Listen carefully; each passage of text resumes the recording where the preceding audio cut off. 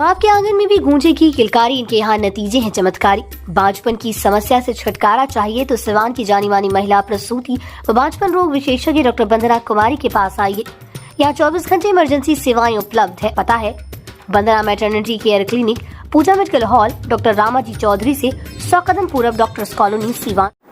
नमस्कार, स्वागत है आप सभी का न्यूज इंडिया तक पे। और आपको बता दें कि वक्फ संशोधन बिल जो है कल लोकसभा में पेश किया गया और देर रात आपको बता दें कि पास भी हो गया। उसके बाद आज राज्यसभा में भी बिल पेश की गई है और आज सीवान में उसको लेके एहतजाज किया गया, विरोध प्रदर्शन किया गया, जिसमें कई सारे नेता जो हैं मौजूद थे। खास करके बता दें कि माले के जो विधायक हैं मजीद कुशवाहा, वे भी मौजूद थे। लेकिन सवाल ये है कि जब वक्फ संशोधन बिल अब जब पास हो गया है लोकसभा से और राज्यसभा में भी चला गया है, ऐसे में क्या सरकार अब विरोध प्रदर्शन करने वालों को देखेगी? यानी विरोध प्रदर्शन करने वालों की मांग ये है कि सरकार को इस बिल को वापस लेना चाहिए। हालांकि पूर्व में भी ऐसे कई सारे कानून पास हुए हैं जिसको बाद में विरोध प्रदर्शन के कारण वापस लेना पड़ा है सरकार को। ऐसे में अब जब वक्फ संशोधन बिल पास हो चुका है तो उसको लेके भी विरोध जताया जा रहा है। हमारे साथ कांग्रेस नेता जावेद जी हैं, इनसे बातचीत करने की कोशिश करेंगे। आपको बता दें कि जब वक्फ संशोधन बिल पे कल चर्चा हो रहा था तो इसमें जो भी राजनीतिक दल हैं दो खेमे में बटी हुई नजर आई। खास करके सब पूरे आपको बता दें कि पूरे देश की नज़र जो थी दो पार्टियों पर थी, नीतीश कुमार की जदयू पे और आपको बता दें कि टीडीपी पे, जो कि चंद्रबाबू नायडू की पार्टी है।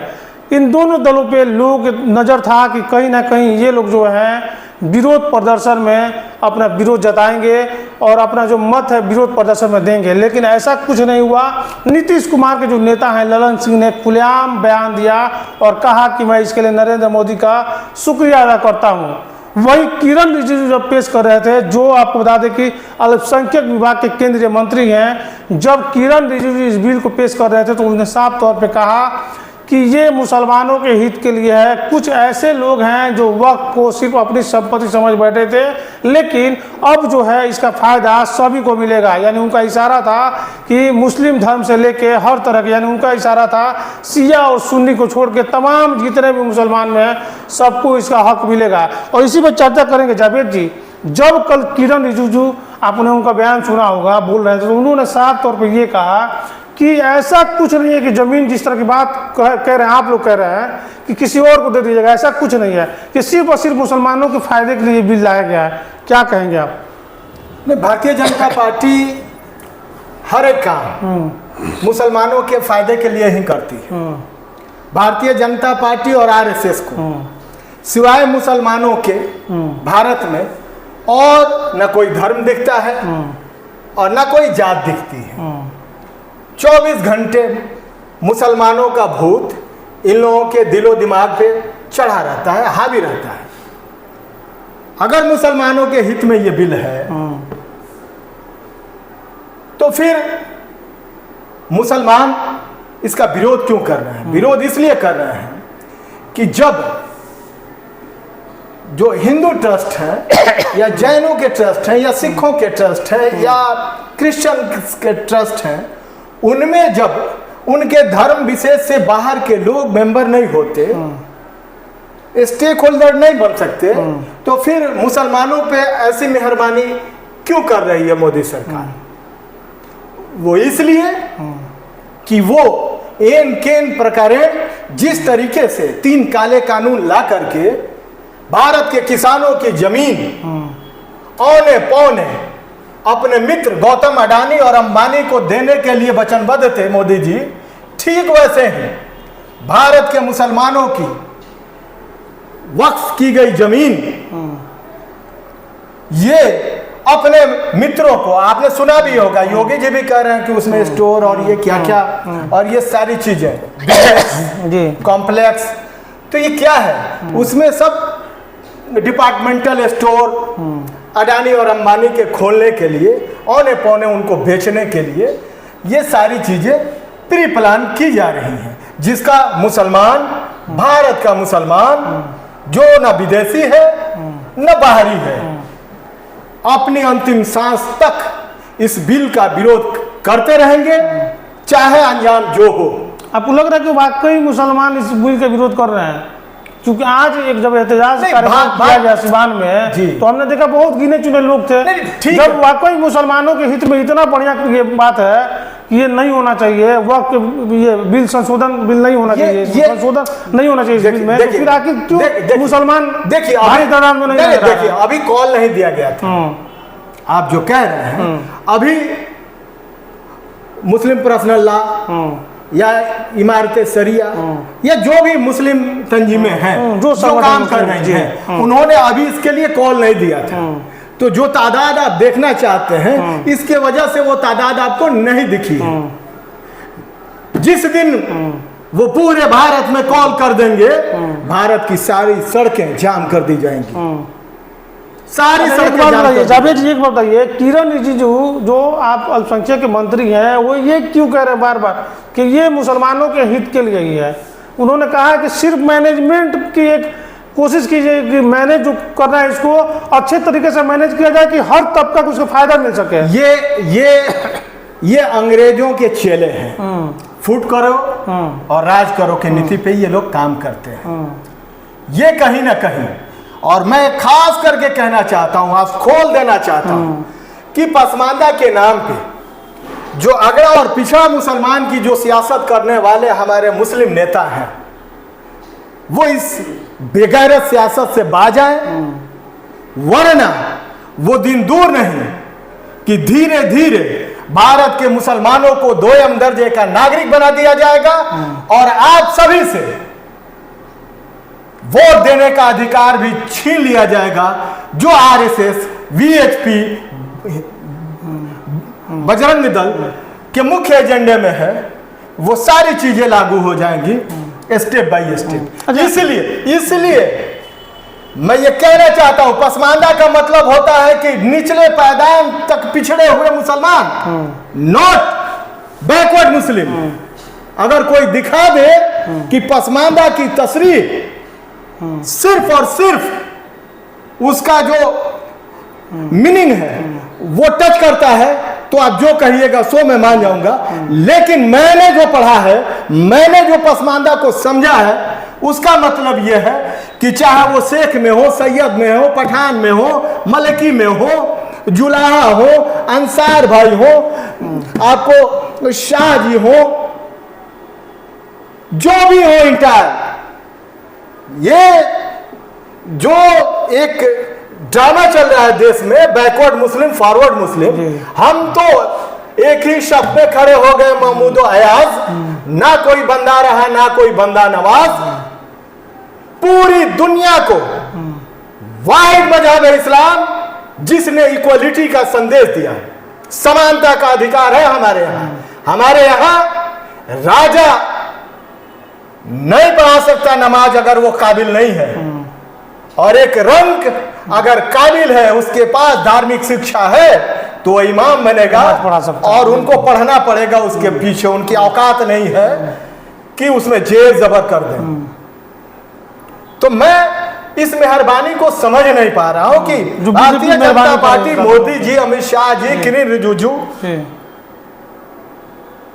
ये लोग इतने मेहरबान मुसलमानों पे आखिर क्यों हैं? जो लोग मुसलमानों के खून के प्यासे रहते थे, जो लोग बढ़ चढ़ के मुसलमानों के घरों को जलाने में, आग में घी डालने का काम करते रहे हैं, वो इतनी मेहरबान क्यों?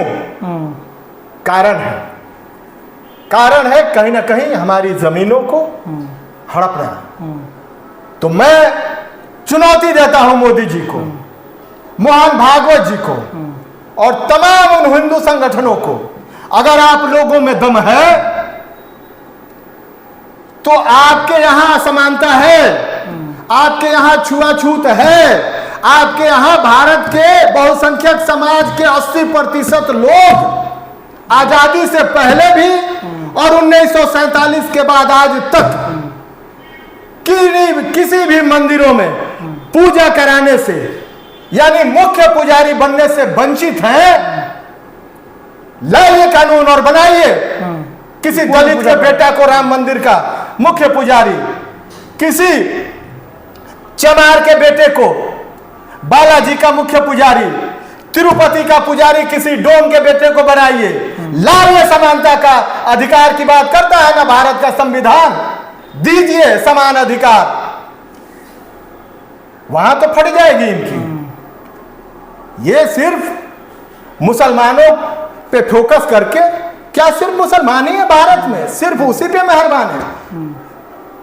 महंगाई के बारे में कुछ कीजिए, उसके लिए कानून लाइए, बेरोजगारी खत्म करने के लिए कोई कानून लाइए, इक्वल एजुकेशन के लिए कोई कानून लाइए। क्यों प्राइवेट में बच्चे पढ़ रहे हैं, अलग शिक्षा व्यवस्था और सरकारी का अलग शिक्षा व्यवस्था,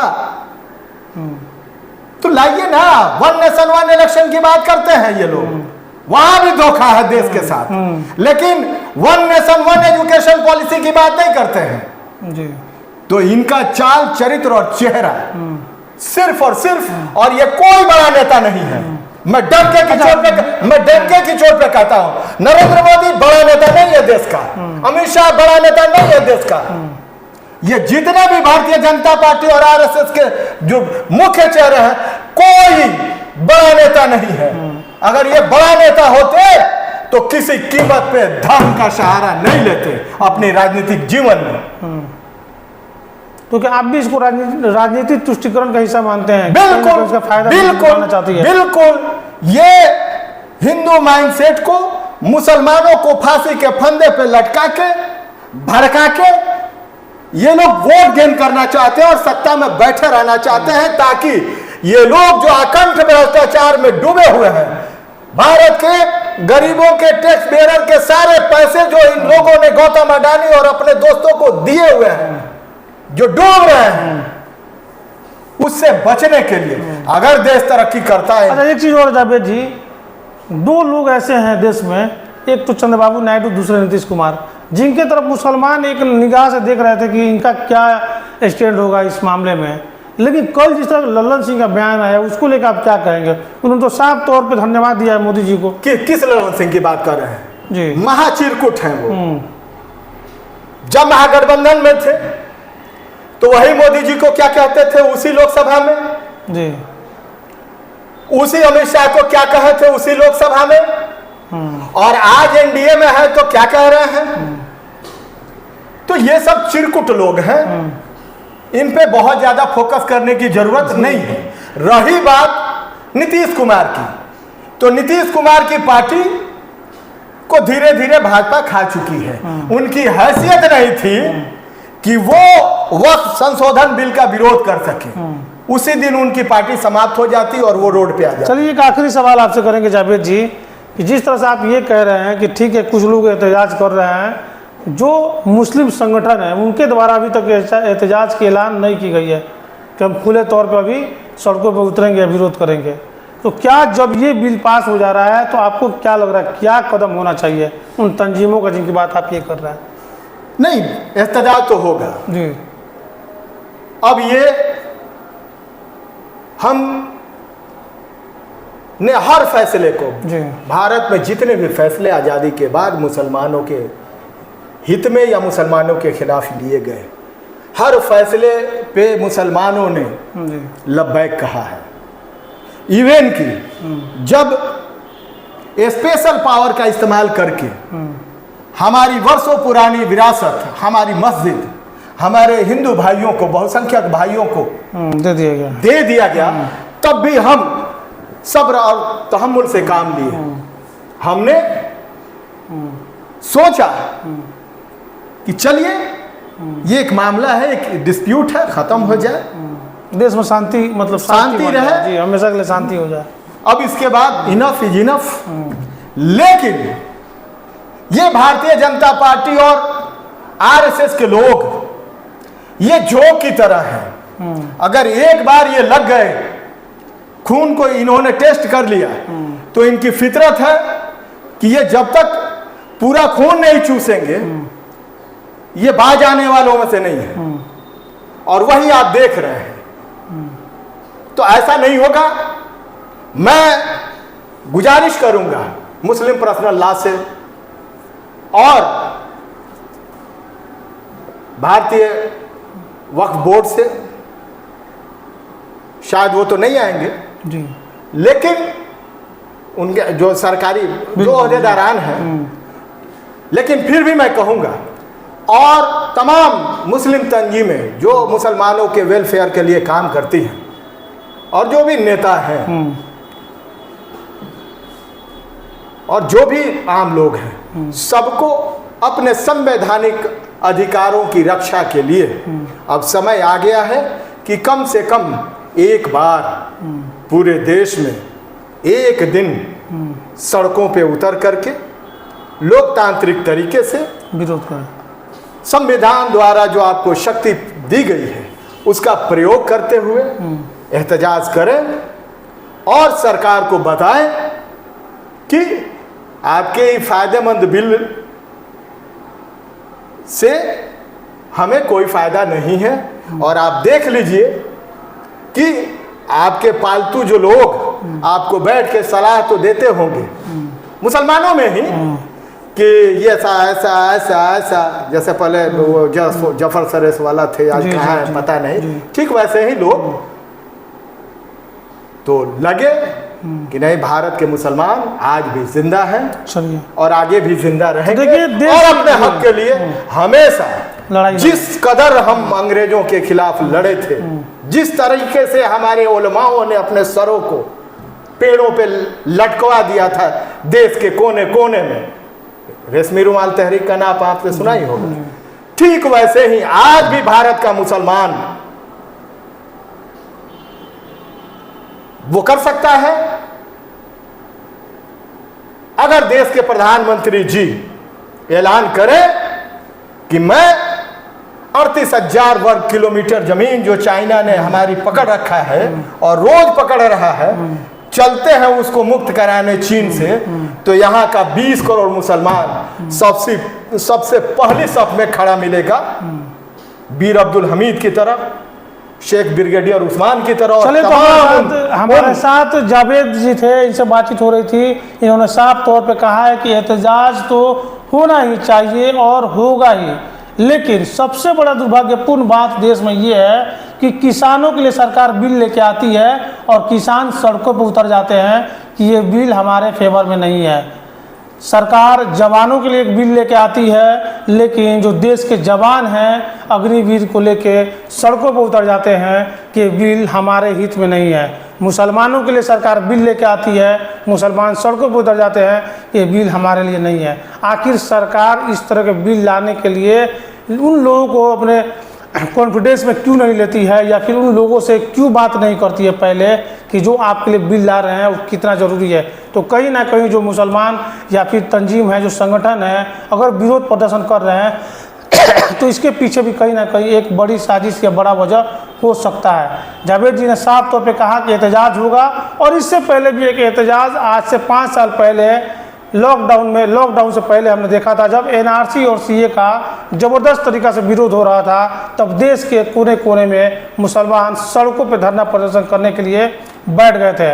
और आज भी लग रहा है कि हालात कुछ ऐसे ही बनने जा रहे हैं और देश में कहीं ना कहीं, क्योंकि आज जब हम माले विधायक से बात कर रहे थे तो उन्होंने कहा कि इसके विरोध में अगर सरकार अपना फैसला वापस नहीं लेती है तो हम लोग चक्का जाम करेंगे और भारी से भारी विरोध प्रदर्शन करने का काम करेंगे। इस पूरे खबर पर आपकी क्या राय है, कमेंट बॉक्स में लिखकर जरूर बताएं। तमाम खबरों के लिए देखते रहे न्यूज़ इंडिया तक।